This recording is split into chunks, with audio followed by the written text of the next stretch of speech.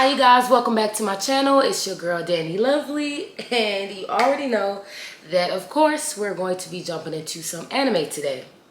So we're gonna watch a video on Mob Psycho. I figured I'm going to hear a little bit more, watch a little bit more about the show before I actually decide to watch it. This show I think was actually on like one of the anime shows in like the top 20 best action anime video that I did. I'm pretty sure, I think it was, because I do remember like hearing a little bit about Mob Psycho. But let's go ahead and hop into this video and let's see, for those of you who may not have watched the show just like me, let's hear a little bit more about it and see if it's actually worth watching. I'm most likely gonna watch it anyway, so it doesn't matter, but okay. There are dozens of anime that I love to pieces that speak to me on a deeply personal level that I would recommend to anyone who asks and go to bat for in the blink of an eye. If I didn't have a lot of room in my heart for a wide variety of shows and movies, I don't think that I could do this job. But no matter how much space there is in there, there's only ever been room for one anime at the very top. And for 8 years, that spot has been held. You watch my fave. Anohana, the flower we saw that day, was my favorite anime of that was a good show. If y'all have not watched that, it would was take a good show. whole video I actually watched that twice. Why, but I'm not making that video today, because on January 8th, 2018, another show challenged its supremacy, and after a month of mulling everything over and one of the most incredible single episodes of anime I've ever laid eyes on, I realized it had been usurped. Anohana was now my second favorite show, and into first place had stepped Mob Psycho 100.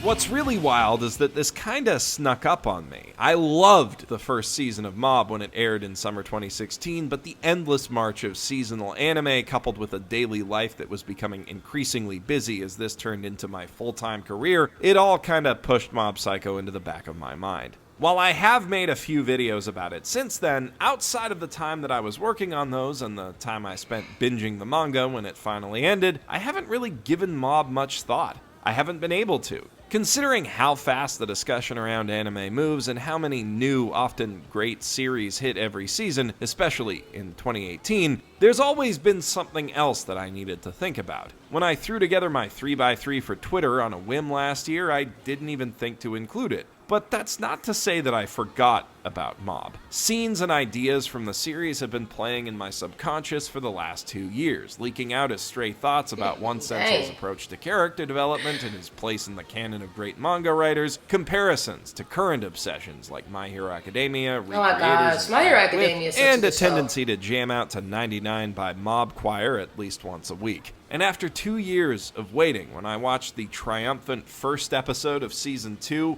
all of those feelings that had built up came flooding out like, well, if you watch the show, you already know. What? Like an epiphany, all of the tiny things that I appreciate about Mob came into view all at once. And suddenly, for the first time, I was seeing the full picture of how much this anime had come to mean to me and just how many things I really love about it.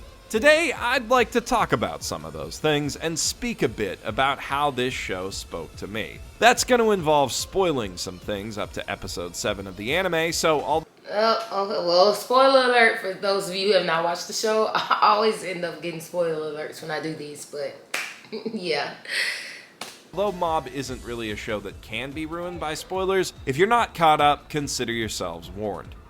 Oh, well, we here now, so. If you're not familiar with the story already, Mob Psycho 100 is about a young boy named Shigeo Kageyama, who goes by the name Mob, who has incredible psychic abilities that become stronger when he's in a heightened emotional state. Because he fears inconveniencing or hurting others with these powers, he tries to keep his emotions suppressed most of the time, which leads to him being socially awkward and feeling like an outcast, and having extreme outbursts at the worst possible moments. Mob spends most of his free time working for Reigen Arataka, a fraudulent spirit medium with no psychic abilities whatsoever, who uses the mystique of the supernatural mostly as a marketing tool to sell people on discount therapy and massages. On occasion, he does run into actual ghosts and evil spirits, and it's Mob's job to mop those up. I've always found the idea of occult scams and the performative flim-flammery that goes with them to be hilarious. Psych is probably my all-time favorite TV comedy. But at the same time, I've always been fascinated with stories about psychic powers, especially anime and manga about espers. When I was younger, I ate that stuff up. So through its premise alone, Mob Psycho was already well positioned to become an instant favorite for me. And it executes on that promising premise almost perfectly. Mob Psycho 100 is really the complete anime package, or at least the complete package of everything that I look for in anime. My favorite genres are shonen action, comedy, and slice-of-life drama, and Mob Psycho simultaneously executes on everything I love about all three better than most anime handle them individually. I've gone to lengths explaining how brilliant just one of its jokes is, and its surreal tone and wry character writing consistently crack me up. Well, you know what they say. Yesterday's enemy could be today's friend. You want to shake? Ah, why are you doing? Stop! Wait! But more than that, it's the show's impeccable sense of... Some people have compared the show apparently to, One Punch Man, which I still have not. I still have not brought myself to watch One Punch Man because, the writing is so cringe. I'm still watching My Future Diary, but eventually at some point I'll give One Punch Man a try. But if Mob Psycho, hopefully the writing is not like One Punch Man. Like, it's just so cringe. Like, really, it's just horrible. Visual comedy. But the fight really scenes gets apparently me going. make up for When it it wants so. to be, Mob Psycho is as frenetic and zany as a Looney Tunes short. Not only does it turn the exaggerated reaction style of comedy we commonly see in anime up to 11, but it manages to wring humor out of characters' body language and mannerisms. Reagan is basically doing the Oregairu bullshit hand-talking bit all the time. I've got this! Salt Splash! And of course, it's got a fair bit of slapstick. Novel shot compositions and clever edits and transitions add a lot of visual energy to the show's cinematic presentation So over the top, as well. basically. And Mob isn't afraid to shift styles or even bring in entirely new mediums of animation in order to help a joke land. At the same time, because it understands its characters so well, Mob Psycho is just as deft at landing emotional blows as it is punchlines. Hey, face it! Season 5 has already brought tears to my eyes 3 times, and none of them were achieved through cheap tricks like killing characters off. Mob induces I hate those when they do tears that. mostly through our sympathy for the emotional growing pains that its characters experience. In the last 2-episode arc, for instance, we see Reagan push Mob away by failing to recognize his disciple's growth, and as a result of that, he has to grapple with his own feelings of loneliness and inadequacy for the first time. He goes down a dark path after realizing he has no friends, all but loses his business and reputation in the process, and by the time he realizes that he's only really in the psychic consultation game because of his admiration for Mob, the lie about his spiritual powers that was keeping Mob around has been exposed. But then comes the revelation that Mob saw through Reagan's flimsy, obvious lies a long time ago, and never really cared because he could see that his master is still a great guy at heart. And that really hit me. Obviously, I and most other people can't directly relate to being a fake psychic who's tricking a real psychic into believing he has powers so that he'll help him, but I think everyone's How would he think that he didn't know anyways, though? Like, if you're faking being a psychic and you hanging around a real psychic, like, how would you think that you... Like, how do you think he didn't know that she was a fake psychic? He's a real psychic, so wouldn't he know, like, what real psychics are like? I'm just saying, like, maybe he thought because he was, like, a little kid, I don't know. Lonely and isolated at some point in their lives, and I think most people have experienced some kind of anxiety about a close friend coming to hate them because of a mistake or a secret. And hopefully all, or at least most of those people, felt relief when those fears proved to be unfounded. My existing investment in Mob and Reagan's relationship made me care about the outcome of the scene, but that nugget of truth at the center of it is what made the story resonate with me. It's not often that an anime can make me sad enough to tear up, but it's rarer still for one to make me cry with a relieved smile. And man, Clan-Aid, he must not have watched Clan-Aid because Clan-Aid is just... That was just one anime, like, I'm just gonna keep saying it, like... it brought some tears. Like, it was a little breezy in the air. It was Clan A is good. If you have not watched Clan A, y'all need to watch the anime. It's good. Like, it's definitely gonna tug on the heartstrings. And Mob manages to wring those kinds of odd emotional responses out of me with astonishing regularity. Following the jaw-dropping brawl that closes out episode 5 of season 2, itself the conclusion to a rough arc that explores how bullying and loneliness can hurt and change people, there's this moment where a flippant, bitchy teenage girl offers a tearful apology for how awful she's been, and Mob forgives her without a thought. I don't know, that gentle, genuine kindness that he shows is just beautiful to me. There's a lot in this show that's so beautiful that it just makes me want to tear up. And yeah, that's probably a weird way to look at an action comedy, but Mob just nails that delicate coming-of-age angst. Now, as far as the action goes, I mean, the episode I was just talking about managed to give the Broly movie I saw the day before a run for its feature film budget. Mob has some of the best directed, most stunningly animated fights in anime, period. The manga's simple, rough art style naturally lends itself to wild fight scenes with lots of moving parts, and even relatively unimportant filler battles like the Dragger or Wiggly figure are given a 5-star Sakuga treatment with complex camera work and choreography. It's more impressive than many more serious shonen battle anime, and in a way, I think it's helped in its fight scenes by the fact that it is a comedy. When fights break out in most anime, the goal of the animators is to make them feel as cool and exciting as possible, which means, in general, they need to avoid looking goofy. Hey, they fights look like they slapping though. Like, since we expect it to look goofy, and that affords it a bit of freedom to experiment. The animators are able to work a little more loosely, exaggerate things a bit more than they would in, say, Naruto or My Hero Academia, and bend the laws of physics a bit without yanking viewers out of the experience. But for all of the flair and panache with which it presents violence, Mob Psycho 100 is, at its heart, a story rooted in pacifism. For all that he changes throughout the series run, one of the things that Mob never budges on is his refusal to use his powers against other people unless they're posing a direct danger to him or his friends and family. The whole point of the first fight against Claw is that trying to use force to impose your will on others and thinking that your ability to do so makes you better than them is fundamentally childish. And with Reagan's help, Mob is able to find a better way of counteracting that attitude than simply fighting back. Over the course of the series, we learn that psychic powers are rooted in powerful emotions. So it follows that the reason Mob is so powerful is that he's a sensitive, emotional kid. And it's that trait, not the power that it gives him, that proves to be Mob's greatest strength as the anime and manga go on, because it allows him to empathize with others, understand their points of view, and communicate his own views to them.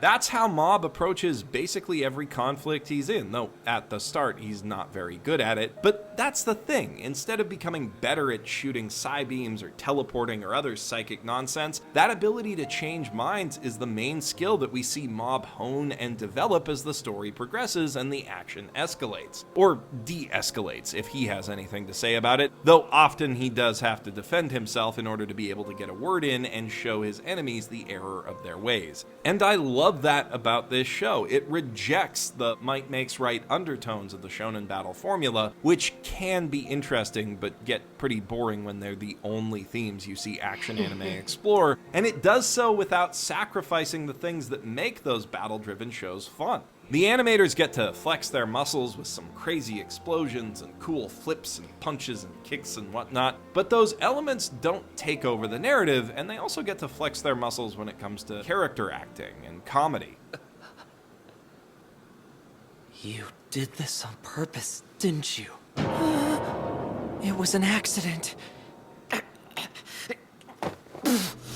What is going on with the top of his head? That's like, In fact, many of Mob's I've seen that strongest earlier episodes too, but don't like, involve what? much in the way of action. My boy need a toupee. The real heart of the series lies in its slice of life side plots and the development of its characters. Almost every member of Mob Psycho 100's supporting cast has an innate appeal to them as soon as they're introduced, and they only become more lovable the more we get to know them. It kinda goes without saying that Reigen Arataka is the breakout star of the series. He's the kind of affable, smooth-talking guy who can instantly get you to like him, but it's shown time and again that underneath his conman affectations beats a heart of genuine 24-karat gold. He's got an uncanny knack for telling people what they want to hear, but most of the time he sneaks in nuggets of what they actually need to hear as well. And as the series goes on, he grows into a better and better mentor figure for Mob. Dimple comes off as being a lot slimier than Reigen at first because, well, he absolutely is. He's a con man too, but one who often acts with malicious intent and who thinks only of boosting his own ego. But he's got his good points too. He really believes his own hype, and by proxy, he believes in the words of encouragement that he offers to others as well. You get the sense that part of him genuinely cares for Mob, and it's a lot of fun to see his priorities shift as they become closer. Mob's relationship with his brother Ritsu really captures the ups and downs of sibling bonds, and I love how desensitized his parents have become to all of his psychic bullshit. There you go again, always bending spoons. You really need to stop doing that. It's a bad habit. Oh, come now, my dear. Shigeo's going through puberty. His friends in the Body Improvement Club are some of the most enthusiastic and supportive bros you'll ever see in anime, and the Telepathy Club that shares their room is a pack of lovable losers. From Masato to Emi, even the background characters at Salt Middle School have their own unique charms. Hell, even the school's delinquents are pretty swell guys when you get to know them, and as for the show's villains, they're an eclectic group of very unique characters who develop in interesting ways even after they're defeated. The least appealing character in the cast is probably Mob himself, who by his very nature lacks the charisma to immediately draw in fans of his own. He kinda relies on the colorful personalities of Reigen, Dimple, and everyone else around him to keep the audience interested in his adventures at first. But as the story progresses, slowly but surely, his gradual development and personal growth becomes the most compelling aspect of the show. Or at least it did for me. As I've said before, I was a shy, awkward, sensitive kid. Growing up, I had difficulty keeping my emotions in check and reading the atmosphere, and to a certain extent, I still do. Social anxiety is something I've grappled with my whole life, so I see a lot of myself in Mob and his journey, and I appreciate how thoughtful the series is in exploring why he might think or act the way that he does in any given moment, and in demonstrating exactly what pushes him to change. I find Mob's character arc to be both cathartic and inspiring because it reflects things that I've been through, but it also lays out perhaps a better way of dealing with things that I'm currently going through. It's not like I'm going to use one anime as a roadmap for my life philosophy or anything like that, but with each passing episode and chapter, I've found myself feeling more and more admiration for Mob as a character and thinking that it would be nice to be a bit more like him. I would really like to be more capable of supporting my friends, of letting things go, and of accepting what I can't change. There's a lot in this story that just resonates with me, and it's presented in a way that almost perfectly meshes with my tastes in entertainment. So, in that sense, it's not really all that surprising that it's become my favorite anime. And there's one other factor. He passionate about the show. I mean, hey, he's connecting with the show on a personal level for real. Y'all hear how he talking about the show like this? He's not playing. It's his show. 100 was also the subject of one of the fight scenes alone really do. They look really good. The trailer analysis that I made for Crunchyroll. Nothing else. Got to check it out for the fight scenes. Franchise. And I know it probably comes off as either a bit weird or at least very on-brand for me to have an emotional attachment to what is essentially a product that I shilled, but that was a turning point in a professional relationship that's brought me a lot of opportunities and connected me with some of my best friends in the world, many of whom are also big fans of Mob Psycho. It was also a project that taught me a lot about YouTube as a business and helped me get a handle on how I wanted to work with brands. So Mob is indelibly tied to an important milestone in my life and career, which are probably not as separate as they should be. And those small personal points of attachment that come from the unique context in which you view an anime are as important a factor in determining what becomes your favorite as any of that work's independent qualities. So I feel like it would be intellectually dishonest of me not to acknowledge the role that experience played in my affection for the series. And who knows, in a different timeline where I'd been asked to cover, say, Sweetness and Lightning, maybe I wouldn't have put as much thought into Mob Psycho as I did, and maybe it would have ended up being one of the dozens of shows that I merely love. Maybe there's a timeline where I was asked to cover Berserk 2016. Berserk Instead, I quit is anime a good YouTube forever. show. I feel Weird, like I was but good really show. lucky that my life took a path that led to me I being see my husband deeply watching that invested show, in of this course, because I think it's done like a a lot of long good for me. And as time ago, favorite and I had to anime check it go, out. It was I'd be good. hard pressed to find one that demos better when I introduce friends to it. That combination of sakuga and comedic wit plus the One Punch Man attachment makes it an easy sell. Okay, you guys, so that is it for today's anime, series that we're gonna check out.